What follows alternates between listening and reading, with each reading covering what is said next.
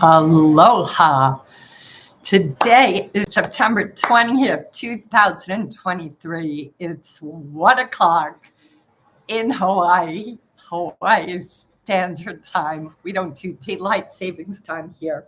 So I'm curious who is going to be joining me today. I have been really inspired by these live YouTubes. It's been just so filled with so many great questions, so many great people. I think we're all having a lot of fun, and I hope that it's of value to you. We've got a lot of trader terms that are our own new kind of words. We've come up with a couple of catchphrases, and I'm trying to keep track of them. Oh, thank you so much. That's so sweet. So Kim, hi, Kim, huge fan. Thank you for all the work you do. I've been trying to get everyone I know to watch your work. That's so nice. I love you. Thank you for doing that. I'm very excited about my small group coaching that is about to launch. So I would love for you to take a look too at that OSB 408. It sounds a little bit like R2D2 and what was it, CP30? It sounds like you have a Star Wars handle. But yes, see, I'm going to drop the links for that soon. We're just finishing up the sales page, but working with me is it's a big investment. I know a lot of people can't afford it. So I thought I would create this small group coaching experience. It's going to be a 6-week intensive. But I'm so excited about it because I've been able to, with my team, put it to a price point that I think a lot of traders can afford. And I'm hoping that it does really well and that we get lots of people sign up. I'm going to limit each group to only 10 because I feel that that's a manageable number and everybody will get their needs met. So good to see you here, Tina. I'm glad you're here. So I'm looking for your trading questions, guys. Please put them in the chat room and let me know what you want me to talk about tonight. I put out there that I thought we could talk a little bit about being streaky, having a big win and then finding yourself kind of losing all your capital. So that I thought would be really, really important to talk about tonight. But I first want to see the handful of people that are here. What do you guys want me to talk about? If you bumped into something specific that you want me to address, please let me know.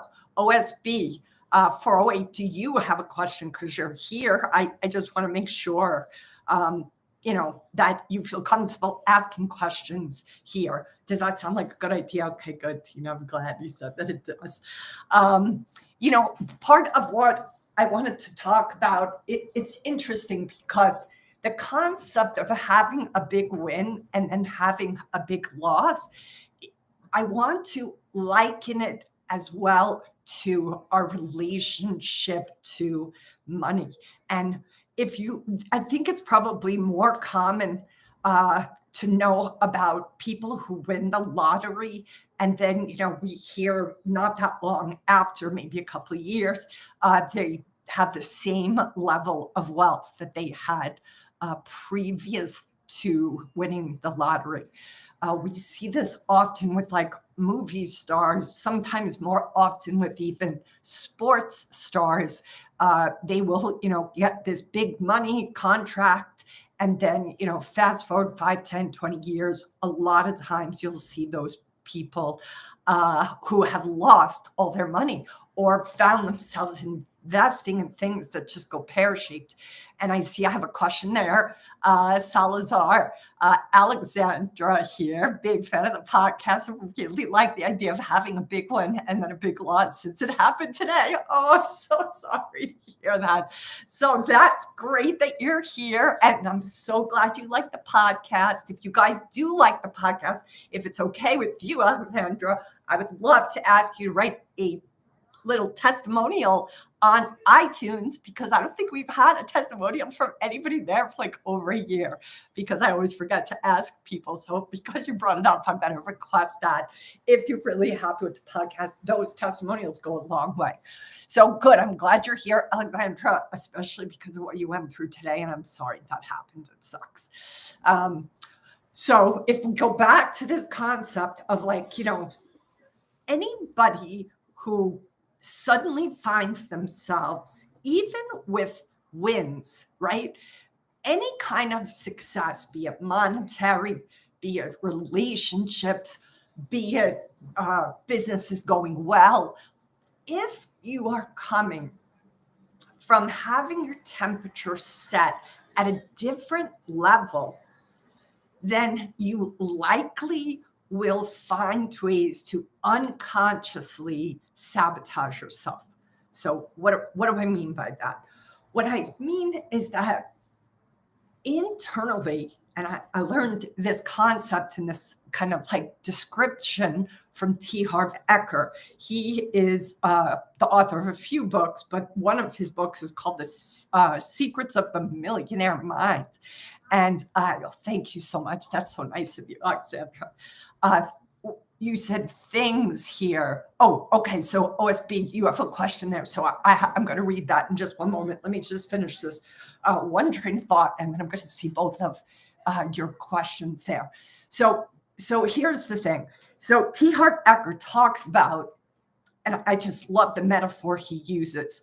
He says, imagine a house heating and cooling system, like HVAC, right?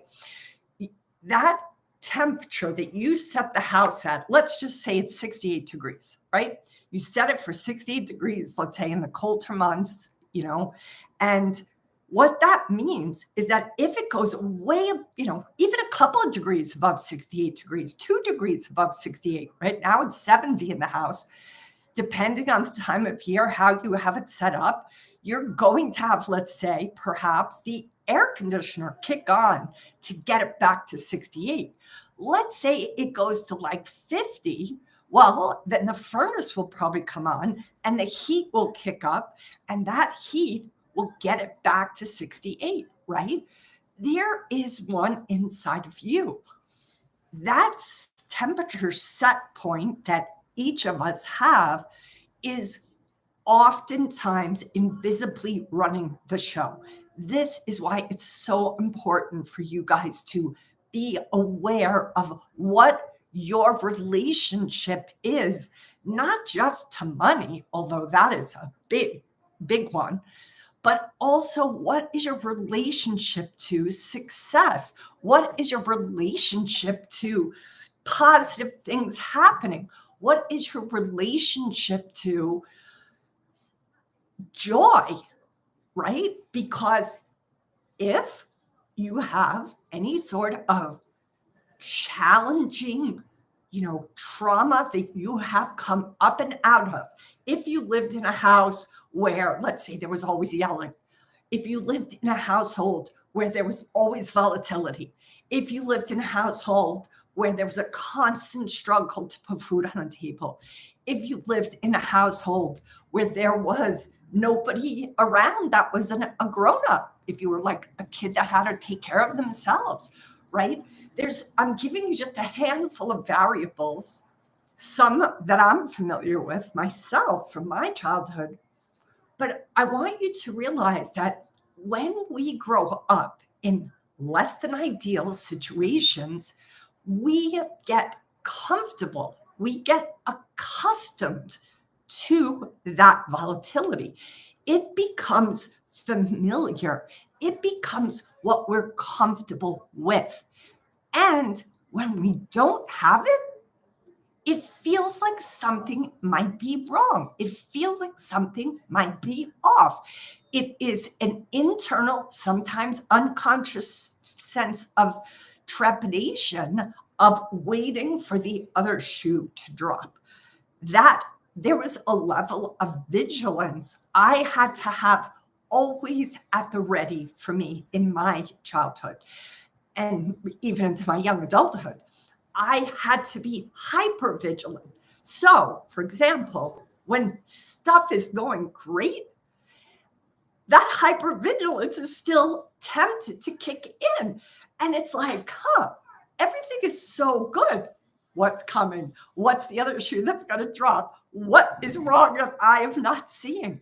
This is how that unique temperature set point, unless we heal it, unless we grapple with it, unless we pull it apart, can take us after a big success back to a loss. Why? Because loss is more comfortable, more familiar, more something we know what to do with.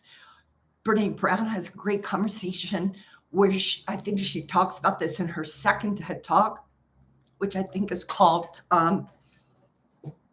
it's on vulnerability. The first TED Talk was like the most watched TED Talk of all time. Her second talk is about the vulnerability and how joy and having success, wins, money, relationship, all of these things can sometimes trigger us. So I'm going to pause there, get to the questions here. All right. So OSB 408 asks the question, I recently realized I was in a relationship with a vulnerable narcissist and it has gotten verbally abusive. I'm very sorry to hear that. I'm working on leaving, but my question is, how do I stop feeling like I don't deserve nice? What an excellent question that is.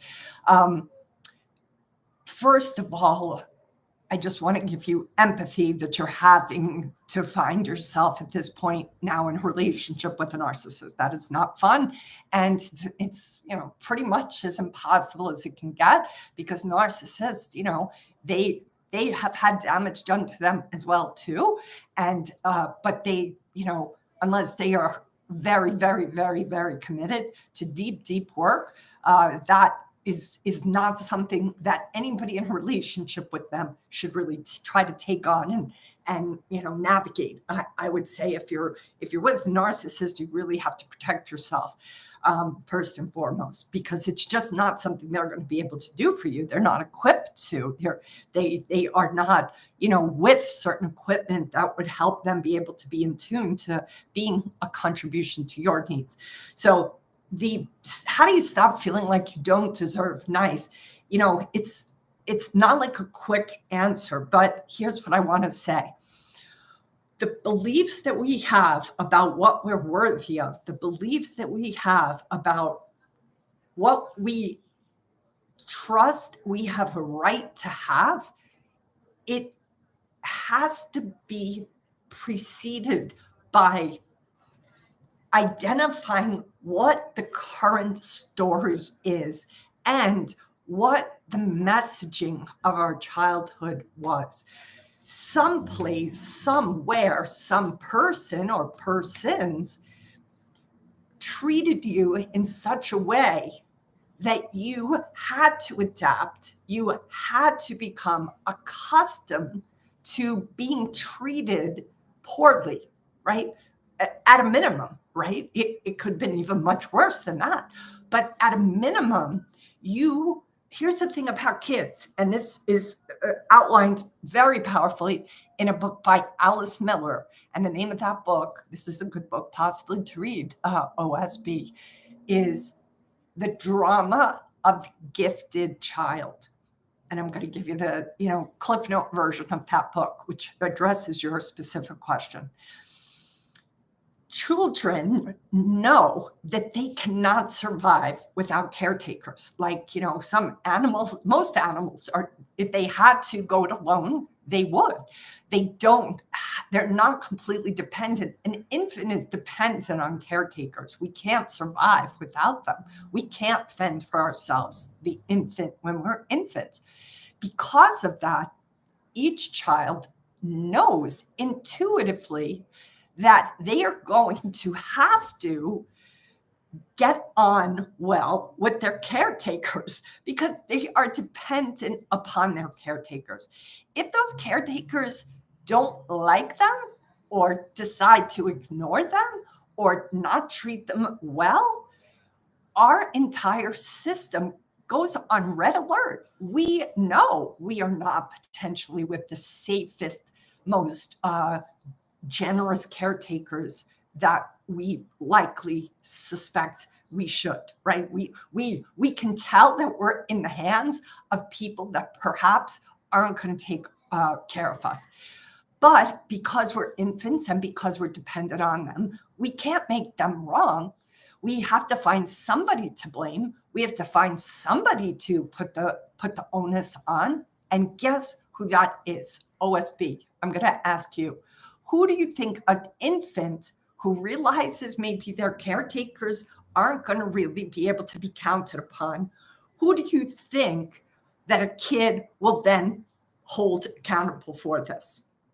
I don't know if you're still here, if you're going to type in the box, but you could probably guess that we blame ourselves.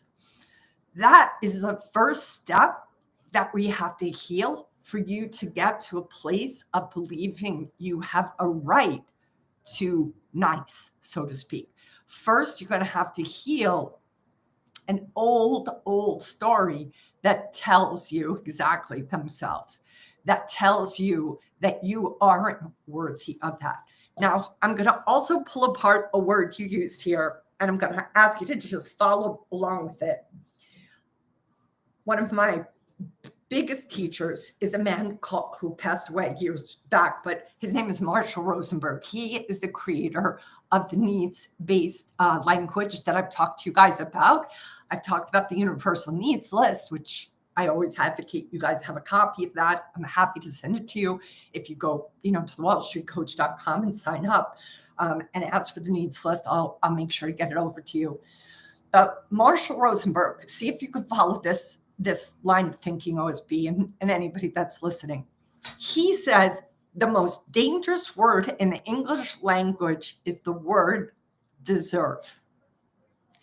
What does he mean by that?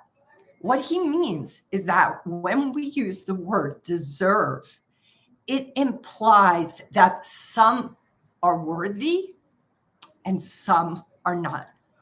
That you have to, so to speak, earn your right to have nice. You don't deserve. That means you aren't right now worthy of nice. That's that internal story. But what Rosenberg says is that deserve should be eradicated from our language. The word that is appropriate is have worthy. That because at the end of the day, we are worthy of love and belonging. Everybody is worthy of love and belonging. Now, some people might argue with me, there's got to be some people that aren't worthy of that. And then they name a bunch of terrible people. And I would disagree. I would say every human being is worthy of love and belonging. I'm not saying you have to love them, but they are worthy of it. And this is fundamental to the belief system we have today about ourselves, especially in this very hyper, what's the word I want to use for the culture we live in? It's this like constant achievement focused culture, right? That so many times we just see people who are hell bent on achieving money, achieving status, achieving likes, achieving pocketbooks, achieving, the perfect partner on their arm, like you name it. People are their P&L, right? All of these things a lot of us are coming from the place that if I have that, then I will finally be worthy. Now, you may not be consciously saying that to yourself, but it's certainly what is the feeling. And that is a big part of why it's so important, especially as traders, that you guys fundamentally get that you are worthy of love and belonging, regardless of how you trade, regardless of how well you do, regardless, you are worthy of that. Why do I stress this? Because oftentimes it's that very sinking feeling that you are not worthy of love and belonging that causes you to self-sabotage in the first place. Believing that you aren't worthy of having somebody nice is a self-sabotage. it's an unconscious one, right? This is part of why you are going to, I recommend, you got to open up the hood of you, the vehicle of you, and start to investigate, where did that belief come from? Who did that belief come from?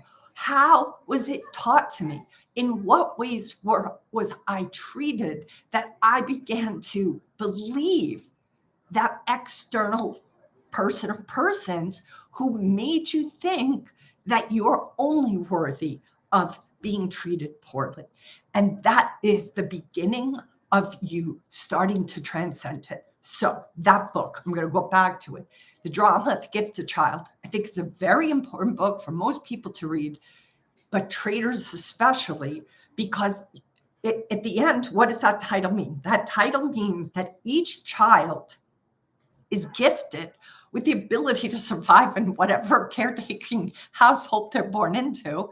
And the only way they're going to be able to handle the drama, right? The dramas that every child is kind of born into, because every child is born into human parents who may or may not have ever had their needs met.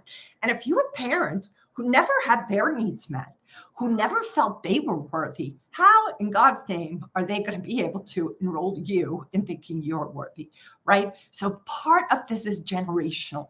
If our parents were not so healthy, it's because their parents were not so healthy. And it goes all the way back many, many, many generations. So the key here is start to look at what was the drama that you possibly lived through. And the gift, this is the gift, OSB, you have a gift.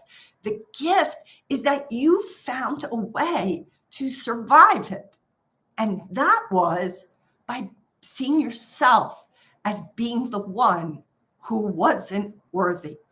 You saw yourself as that one so that you could just get through that place. And on one hand, thank God, because you got through, you survived, you made it out to the other side. Nobody else could have done it the way you did it. You got free. Well done. That's a win. That served you. It saved your ass back then. Now, not so much. So just like that famous title of a book, that was then, this is now, right? It served you then. Pat yourself on the back, pat that little kid inside of you that navigated it so well. Say, good freaking job. And now be like, whoa, but that which saved me when I was a kid is totally hurting me now. I'm going to move in the direction of letting it go. I'm going to move in the direction now of reprogramming my internal system to begin to heal all of those old stories that perhaps you just haven't questioned. And that Drama of the Gifted Child is a great one to begin. And I think I'm going to also recommend one at a time. You don't have to read them both, but I think the Taming Your Gremlin book might be a good one for you as well, so that you can just unpack what is going on with regards to those inner voices and inner stories. There's likely a, okay, good. I'm so glad. Oh, I'm so glad, OSP. It's so nice of you. You're so sweet. Oh, look, this is you being Mr. Strategic again, right? Or Mrs. Strategic. Like, you are here in a live coaching forum asking important questions. Like, pat yourself on the back for that. It's huge. There's so many people who couldn't even do that. And you're able to do that. So I want you to be very proud of yourself. And I want to also say, good for you that you even realize you're in a narcissistic relationship. You could have been married or in a partnership with that person for the next 30 years. Like, you can get out. Woohoo. Like, there are people who never get out. So pat yourself on the back, catch yourself doing things right. Find a way to be kind to yourself, to be compassionate to yourself. You know, you got kind of given a set of directions that didn't fit for the furniture that you bought, right? And that happens a lot, right? You can get the wrong direction sometimes. All we can do is say, maybe I'm going to stop using these directions that aren't actually for this piece of furniture I have, put it down, and go Google it someplace. That's all any of us got to do. You were about to get married. Holy crap. You dodged a bullet. I'm so happy you dodged that bullet. That would not have been good. That would not have been good. But look, there's so much stuff out there. I mean, of course, I would recommend, if you can afford it, come into coaching, either one-on-one or this group coaching. But there's so much information out there. You could Google till you're blue in the face. Just on YouTube alone, there are so many, short and long form videos about like the stories that if one is attracted to a narcissist in the first place, it's likely that one of your parents, if not both of your parents, were narcissistic as well. So read the books about narcissism. I mean, there's so many books I have talked about already with you, so I'm not wanting to overwhelm you with books, but I want you to realize that you can do some heavy lifting even on your own. I do think it's easier with somebody, but do it. That's what matters, is that you do it. All right, Lee, the trader, has a question here. Advice to a mid-20s person: self-discovery, relationship, partnership, wealth, and mentality. Just a couple of small, trivial topics, right, Lee, the trader? All right, so I think what I'm hearing here is that you just want overall guidance, right, to just all of these different topics. So self-discovery, I mean, I think one of the ways to really become self-aware is to be somebody who does keep track of, your experience, your internal experience. What does that look like? That looks like probably some sort of journaling, keeping track, like over the course, even if you just do it like 80% of the time, right? Even if you just do it like 3 or 5 days a week, you don't do it 7 days a week, but maybe just start tracking, especially if you're a trader, like what is happening emotionally for you that morning, and just see like what's the common theme? What are the common mindsets you step into? For example, because of the sharing that concept of being constantly vigilant, right? I have to step back sometimes. Even though I am sort of a positive glass half filled kind of person, I can easily, if I'm tired, if I'm hungry, if I'm frustrated, if I haven't exercised, I can easily slip into catastrophizing. That is my Achilles heel. Like I can, like, one little thing goes bad and then I can blow it up like in a second to like the worst case scenario. That is something that I likely did as a kid to protect myself. Something is going down here.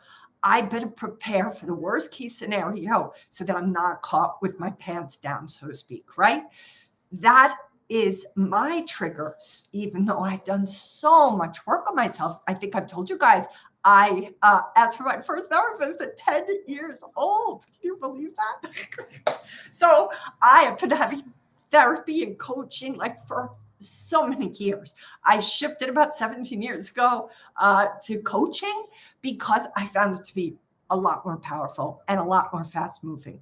However, they all work. I mean, they don't all work. Some of them don't work. Some of the people aren't a match for you. So be picky. Be picky about your coach. Be picky about your therapist. Don't settle. If you feel like you're not getting something out of it, trust yourself. You're not getting something out of it. If they're asking you to be with hard truths that you don't like to be with, that's different. You probably should stick with them. But if they're not, like, you're not feeling like you're, getting bang for your buck, drop it. Go find somebody else. There's too many out there.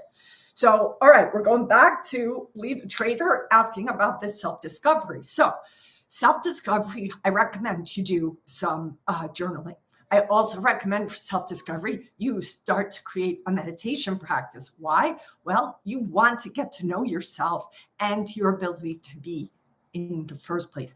Doing is often used to numb. So I want you to learn how to be and to be a witness of your being. Do you get all jacked up? Do you feel really tight and hyperactive and frustrating and like completely unable to notice even the monkey mind? These are all things that I think really help us become self-aware.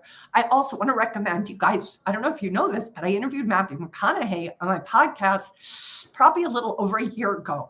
I would definitely watch the McConaughey conversation, Lead the Trader, because he specifically talks about his own self-discovery. Also, his book. I had Matthew on because his book, Green Light, what blew me away.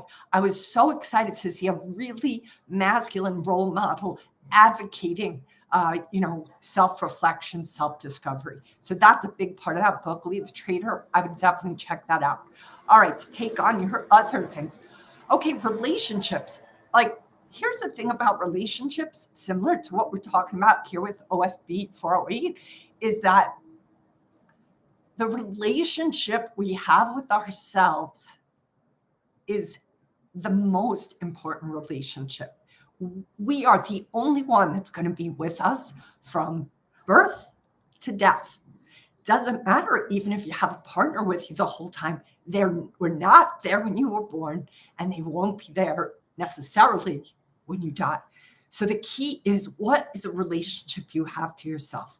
Please, please, please prioritize that, because whatever relationship with somebody else you're going to have in your life, if you don't have the relationship with yourself really healed and whole, WHOLE, it's going to be very hard to have a healthy relationship with somebody else.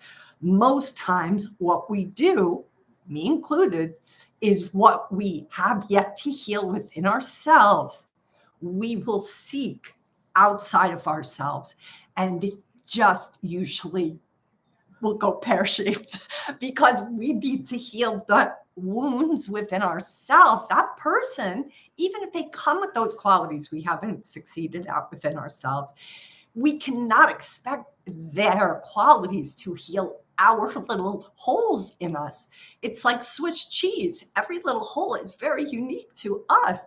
We have to heal the holes within us. They can't.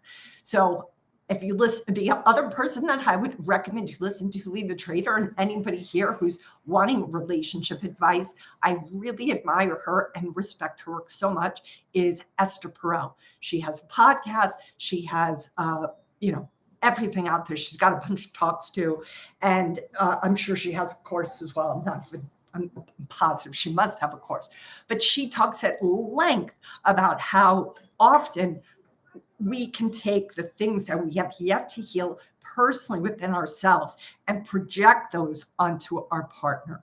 And also just to understand what our basic needs are really important too, because if we have certain needs and we find ourselves in a relationship with somebody who can't meet those needs at all, that's going to be costly to both of you. And you want to get clear what your needs are so that you can put a request forward. Like, no, this won't come as any surprise to you guys, but I'm a talker, right? I also have a really quiet side of myself, believe it or not, even though you guys don't really experience that. But I'm an ambivert. I'm very introverted at times and extroverted at other times. I need to talk. So whatever guy I'm with, he better be able to listen, and not just like superficially listen, like listen. I mean, 3-dimensional listening. If he can't do that, even if I love the guy, I'm not gonna be able to stay with him because that's a non-negotiable need for me. All right. So let me pause. Hi, Dale. I'm so glad you're here. Hi, Jess. Hi. I'm so glad you guys are here. Late or not, you're here. And that's what matters, Dale. I'm so glad you're here too, Jess. It's so nice to see the same people come back. Thank you guys for coming back. That makes my day. If you guys are willing to tweet it out there to your followers that we're having this, I would love that you do that. Also, please let me encourage you guys to please sign up. Oh, that's so great. I'm so glad. Please sign up for Curtain Call if you guys haven't already. And then please send me a DM on Twitter if you are interested in the group coaching. Those will be launching in the next couple of weeks for sure. All right. So there were a couple of other things. I'm so glad, Jess. I'm so glad you're here.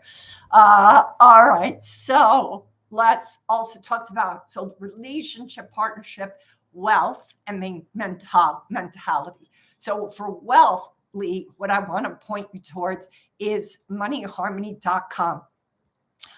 You guys know I have a Discord room. I think you know this. I have a Discord room, and that Discord room is called Trader Hero Journey. I'm going to just look because I know I put it up here a while ago. Moneyharmony.com is a platform that basically allows you to do a cursory view of what might be your money, your relationship to money. So I definitely, recommend this. I've told you guys about a lot of money books, and I could talk about them again today. But the reason I think that is a good starter course, just taking that assessment, is it because it allows you to actually tune in to what your money type might be. And if you have, a sense of being kind of very tight-fisted with your money, or you spend too often. These are important things for you guys to know, especially as traders. It's just of critical importance. All right, so let me just look. Here it is. This, the woman who created this assessment for the moneyharmony.com, I just had to look someplace, so I had to go into my Discord room to get it. So here is the link to it. Let me just put it in the chat box here. So Olivia Mellon created this assessment. And Mike, I'm so glad you're here. And I'm so glad you're almost done with that book. Tattoos on the Heart, guys, is a book. I recommend it to Mike, but I recommend it to everybody. It is a powerful book. In fact, that book, OSB 408, this might be a good book too. Like, again, I don't want you to try to read all these books at once, but look among the three and then see which one speaks to you the most. But one of the things I love about Tattoos on the Heart is that it's a book about Homeboy Industries. Homeboy Industries is a nonprofit based in California that facilitates rehabilitation, going back to work for former incarcerated and gang members. And one of the challenges, Father Greg Boyle, I had Tom Vazzo, the CEO of Homeboy Industries, on my podcast. He was probably here too about 6 to 8 months ago. And we talked a lot about Homeboy Industries and how powerful their methodology is. But one of the, the founder of Homeboy Industries is Father Greg Boyle. And I'm so glad you got to name your gremlin, Dale. Good job. Good job. Good job. So anyway, Father Greg Boyle is the founder of Homeboy Industries. He wrote Tattoos on the Heart. And what he says in that book and talks about in interviews and so on and so forth is that the hardest part of taking a person who is in a gang and rehabilitating them back to, any semblance of having like a different kind of life is the struggle the gang member has at believing they are worthy. That is the biggest trouble. Not the tattoos on the face, not the learning how to live, let's say with a job that you have to be on time.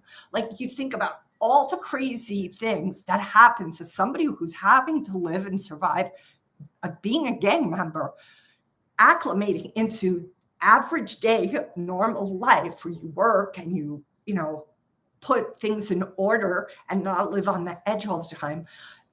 I can't imagine how hard that transition is. But what he's saying is that nothing is harder except for that gang member to start to see that they are actually worthy of that love and belonging. And that's why that book, I just wept. I think I've read it twice and I wept both times, because that is the fundamental crack that's in all of us. The heartbreak that we had when we were these little babies, completely worthy of love and belonging, and yet our caretakers, most of all, probably because they never got the memo, never gave us the memo that we were worthy of the love and belonging. And because we are tribal creatures, no man is an island. You guys have heard these quotes left and right. It's true. None of us can, in solitude, by ourselves, experience being part of anything. We are possibly hurt in community, but we also have to be healed in community. And that's why it's so important to have a tribe that has your back, that supports you, that encourages you. Yesterday, I was upset about something. I wanted to talk to my friends. I couldn't because of the way the day went and appointments for both of us. But I knew I needed a pep talk. I knew that was going to help me kind of navigate it, recognizing where you need your pep talks, recognizing that you might have feelings of like, I don't deserve to be with somebody who treats me nice, is just information. I don't want you to get all tripped up by it, but I want you to start to track what these beliefs are. What are these stories? This is part of the work of the gremlin as well. The gremlin wants to convince you that those stories, or it already has convinced you more likely, that those stories are the truth. And because most of us have been hearing that inner gremlin story or stories for years, decades, guess what? You don't even question it. Just like a fish in water doesn't ever question the water because it's not even aware of the water. Most of us aren't even aware of these invisible stories we are constantly living into. Most of our life, we are unconsciously making choices that keep us stuck in the same pattern, that have us keep meeting or, connecting with people perhaps that are narcissistic because we thought at some point in our childhood, I guess this is all I'm worthy of, right? So that's why it's so important to start to get clear on all of these different things. OSB 408, you grew up in a gang street environment. So I felt like that book would be helpful as well. Good. I'm so glad that you told me that. And it could be the best book to start with. I think anytime somebody's had it really rough in their childhood, that is a good place to start. Why? Because it hopefully helps you not feel as alone. I grew up in a very volatile household, and it wasn't volatile in the sense of physical violence per se, but it was craziness, true crazy mental illness. And that left a wake of incredible volatility because I never knew what was going to be up or down. And even more so, I didn't even know that the crazy was crazy. I thought I was crazy, which happens a lot. What happens is we're with others who are crazy.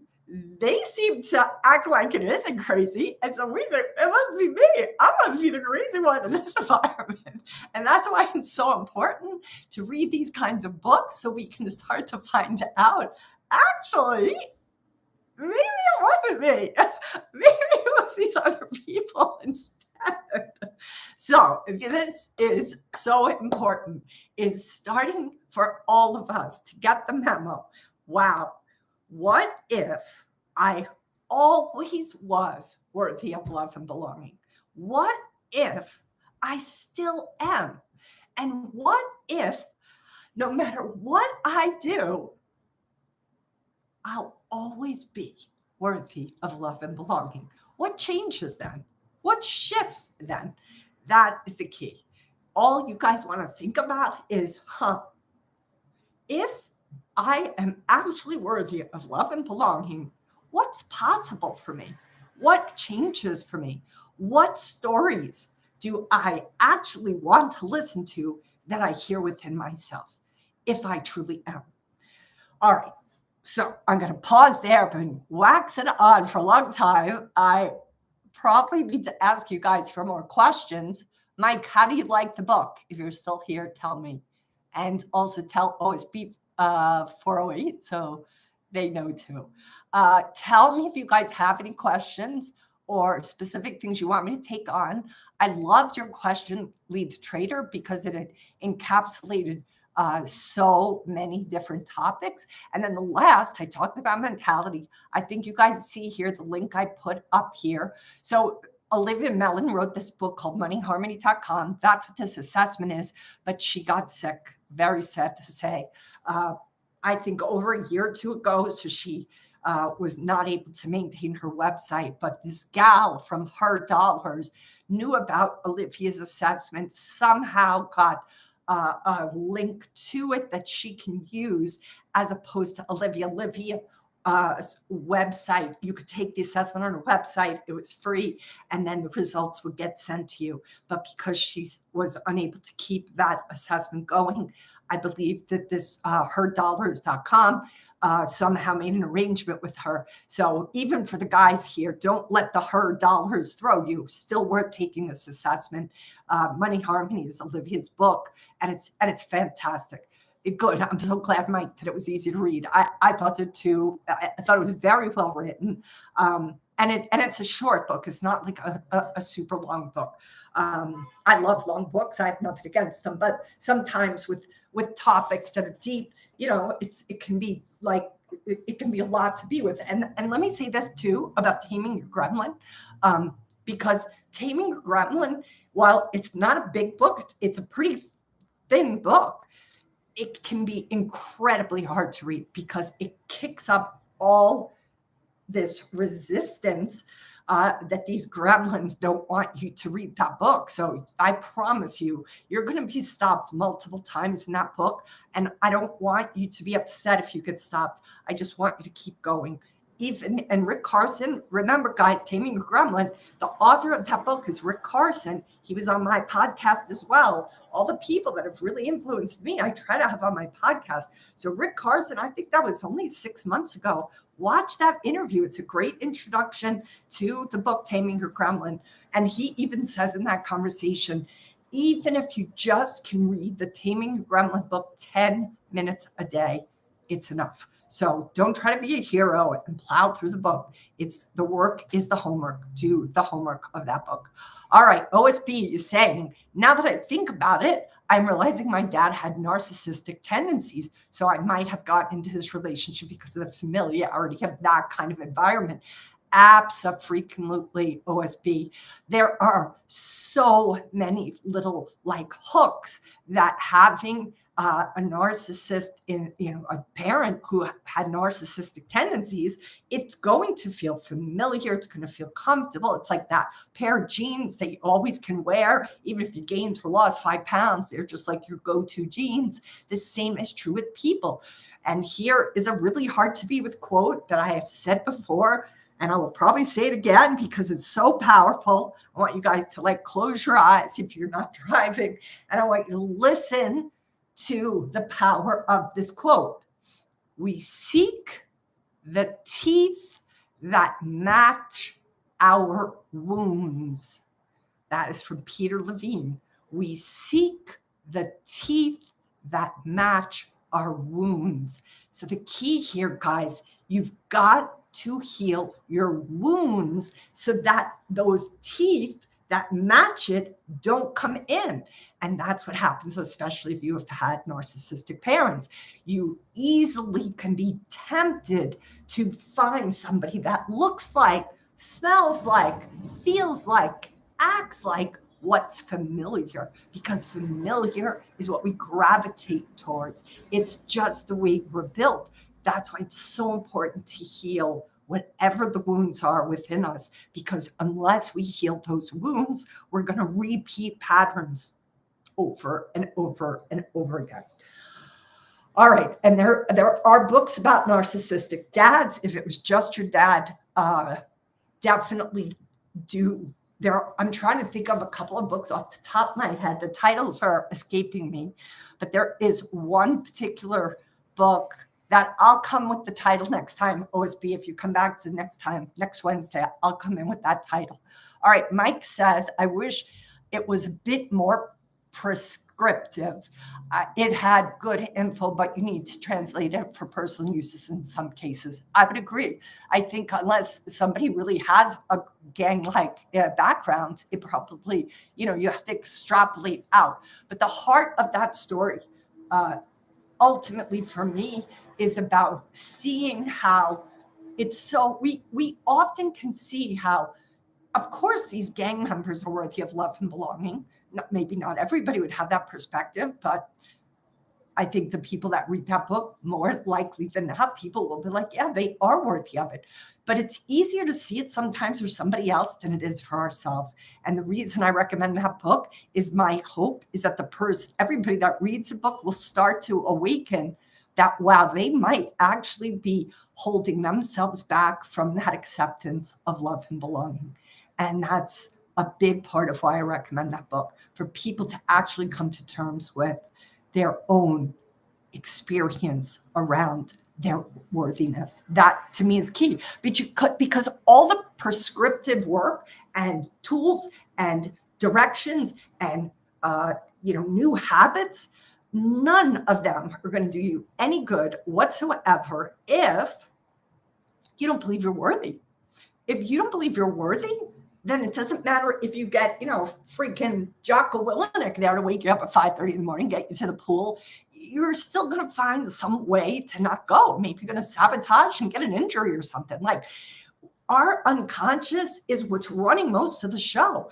And that is where we have to start first. And if that unconscious doesn't believe we're worth anything, then it's going to be really hard to build upon it. That's what we have to start the foundational levels.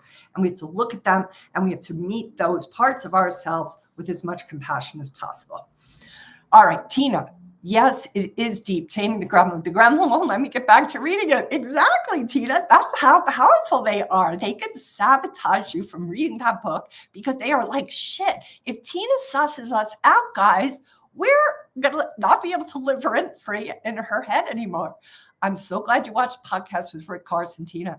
He is a very interesting man, and I'm so glad you thought it was a good episode. Can't recommend it enough. Did you catch, Tina, how Rick catches me at some point when I say I'm a worrywart, and he just like machetes right through that shit right in that moment. All right, let's see here. Dale, wow, second time I heard that today.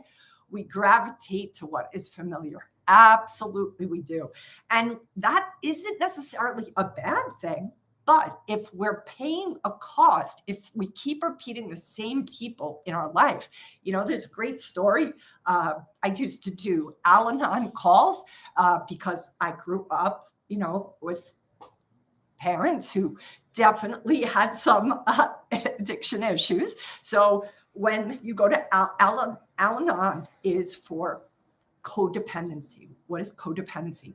Codependency is what happens in households when there's somebody who is living or operating from a place of an addictive personality. It doesn't have to be alcohol, could be drugs, could be working too much. It could be like, there's a lot of different addictions out there, guys, not just porn, not just drugs, not just cigarettes. It could be going to the gym too often. It could be trading too often. It could be working too much, right? All kinds of addictions. At the end of the day, you got to remember, what is an addiction? An addiction is simply an attempt to numb.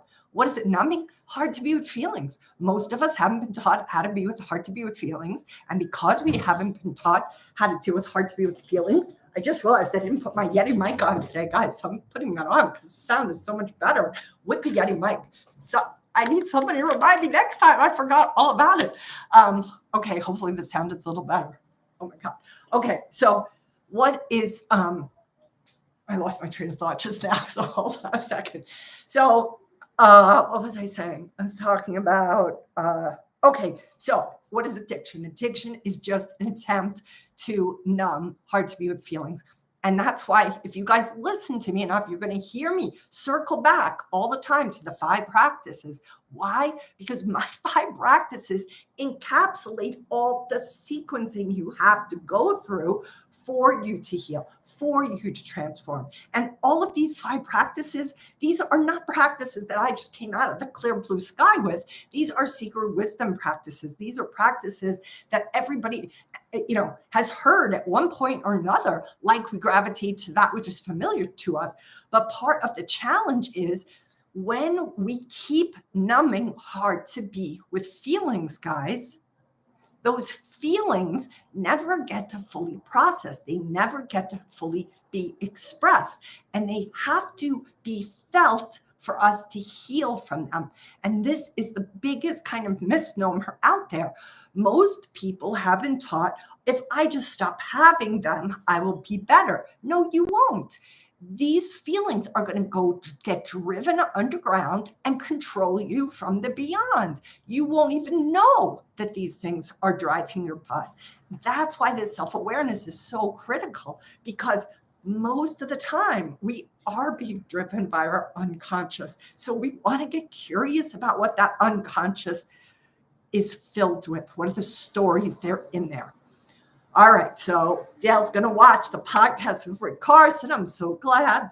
All right, 55 minutes in, and I've done a lot of soapboxing today, but hopefully this was valuable. So at the end of the day, let me just recap my 5 practices. And if you guys want my 5 practices, sign up too. When you go to my website, sign up for the newsletter, we send you a copy of the 5 practices, which is an excerpt from my book, Transforming Wall Street.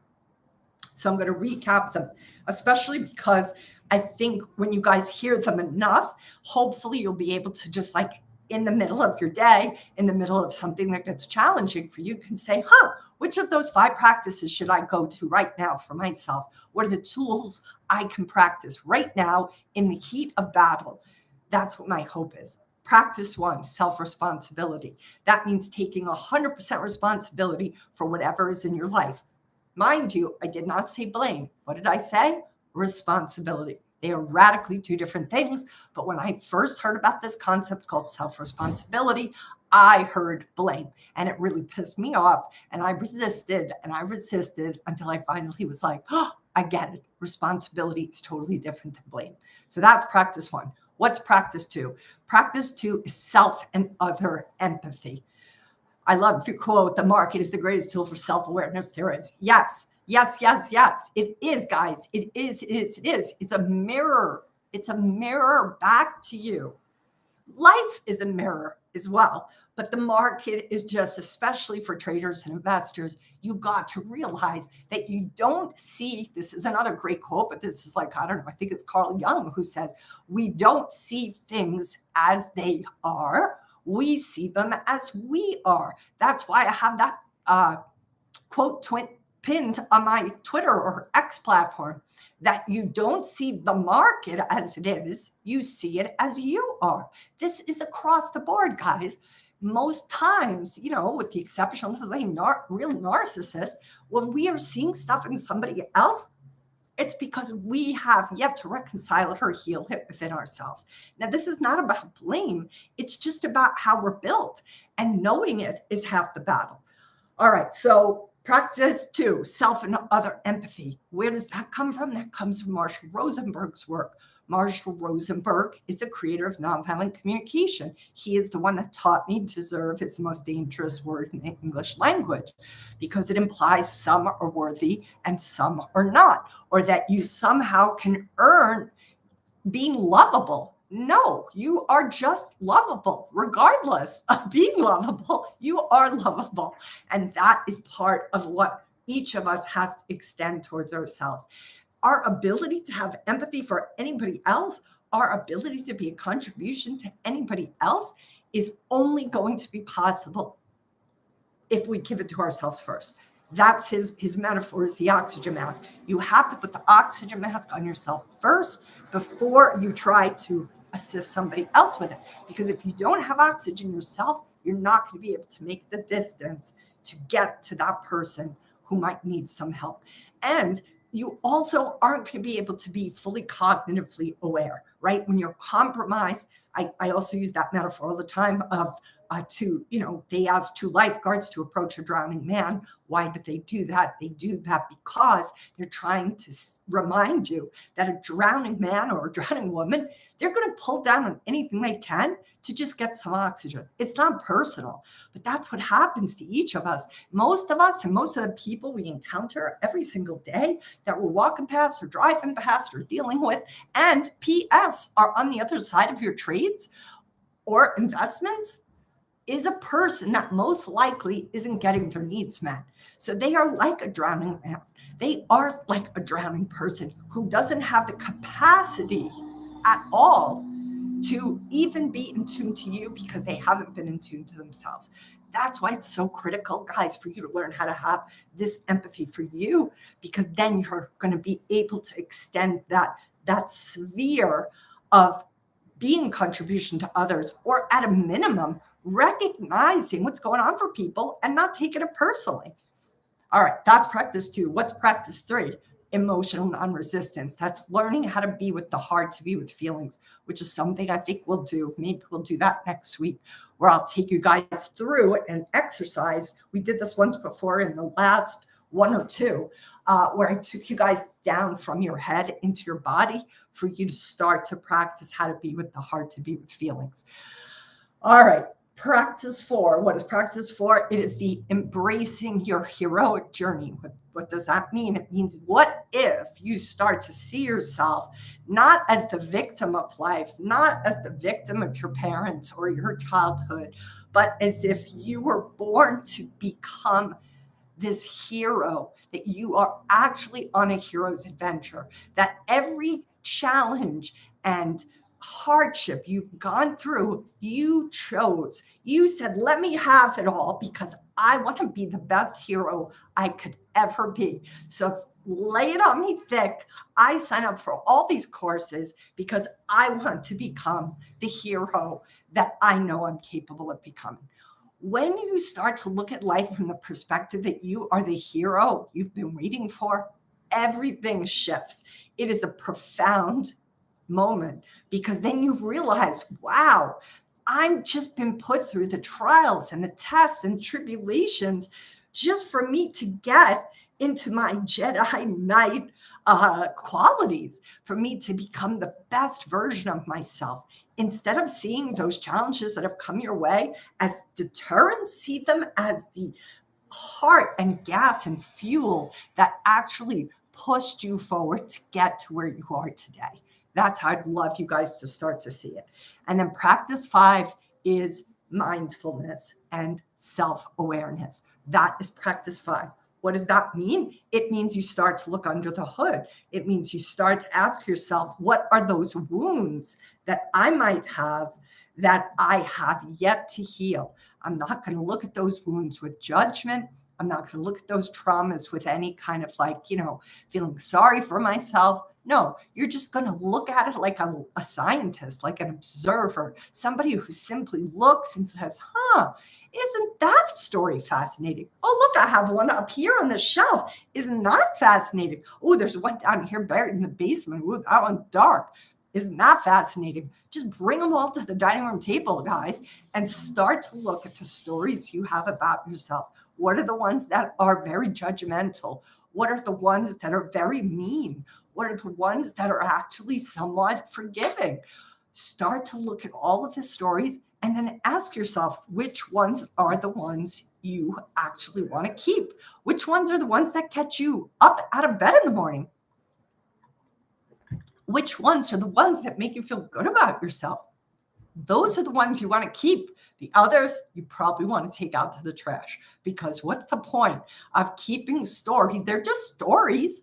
Why would you keep a bunch of stories that make you feel like shit around? Like, if you're reading a book that scares the hell out of you, like, why keep reading the book? Just put it down. You don't have to read the book. Like, a book is not life. Life is going to happen. You got to be with it. A book, no, you can put it down. So I want you guys to realize you're all rereading stories you don't like. Well, stop reading them. It doesn't have to be complicated. It just is like, wow, this book scared the hell out of me. It makes me feel like shit. And I keep reading the same story over and over again. maybe I should close the book and put it down and never pick it up again. That's what I would recommend. All right, I've got for an hour 3. Any last questions before I go? I'll meet you back here next week, guys. Please sign up for Curtain Call if you haven't. Please subscribe to the podcast if you haven't, and maybe give us a thumbs up. We got a lot of thumbs up today, so thanks for sharing the love. Please consider coming into the small group coaching if that sounds like it's appealing to you. Just send a DM to my Twitter and I'll give you the information. All right, Chad says, so true. I stopped reading and watching anything that made me feel terrible. Excellent, Chad. That is a really smart move. I went on a low information diet about 15 years ago, and that was a game-changing thing. And Chad, well, I'm all about like keeping yourself away from the news and certain social media. The stories that I'm mostly talking about are the internal stories that we tell ourselves and the stories that we have told ourselves for a really long time. And those are the stories that I want you guys to start to question. Do these stories empower me or do they demoralize me? And if they demoralize you, I want you guys to consider retiring those stories. All right. That was a great assignment mentioned last week. Dale, reminds me what was the homework I gave you. I'm trying to remember. You're welcome, Mike. You're welcome, Thomas. OSB, you're the greatest. Thank you for being here. Thank you for being here. I'm so glad you came. Thank you for being so great to talk to. I'm excited to see what you think of tattoos on the heart, OSB. All right. So do we have any questions before I go? I just want to see what was Dale's assessment. That was a great assessment. Maybe you did the money harmony one. All right, Tina, thank you for the gift at this time. You're so welcome. Ooh, Chad, I like it. Mahalo nui loa. Fancy. So fancy. Give me some Hawaiian. Yes, you guys are awesome. Thank you for your questions. Thanks for making me so juicy good. If I just had to talk to the screen without your personalities, I would not have as much fun. So thank you for being here and spread the word next week. And I will see you guys on Wednesday. And another Hawaiian phrase. Oh, the fourth tendency. Wasn't that good? Wasn't that good? I know. I liked that one too, Dale. It's just so kind of fascinating. And I have my own assessment, Dale. You know, not so much the sales pitch you, but it is incredible. It's incredibly robust. It specifically helps traders understand exactly kind of where they're coming from. It's called a trader positioning index. And I'm looking here for the link and I'll put it in the box. There is a fee for this assessment, though. I have to tell you, it is a little bit of an investment, but I know it's worthy because of the results are so incredibly robust. So take a look at it, see, Dale, if that's your cup of tea. I did that assessment for myself, I guess, a little over 3.5 years ago.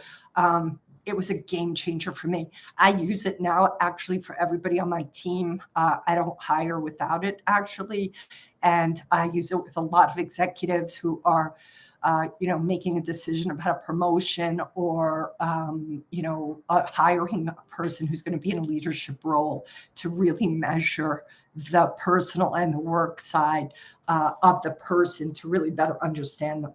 I've never seen an assessment like this. I've taken so many. I come out of finance. I worked in finance for almost a decade before I started coaching. So I already had taken a busload of assessments to get jobs there.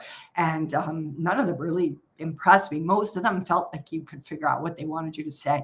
But this assessment is not at all like that. It's incredible. It's incredible. All right. Salazar says, thank you for doing these live coaching sessions, getting the books you mentioned. Excellent. I have to give myself one of the gals on my team. She's like, Kim, you recommend so many books. You have to get an Amazon affiliate account. And I'm like, I know, I have to get that one of these days, guys. But what matters more is that you guys are getting the books and that you're reading them. So, all right, keep talking because, see, I have fun with you guys, but I'm going to shut it down now. So what I was going to say, who said it, Chad? So mahalo nui loa. I wanted to say, this is another Hawaiian phrase for you, Chad. It's a hui ho. A hui ho means until we meet again. All right. I love you guys. Be good to yourselves out there. I'll see you next Wednesday.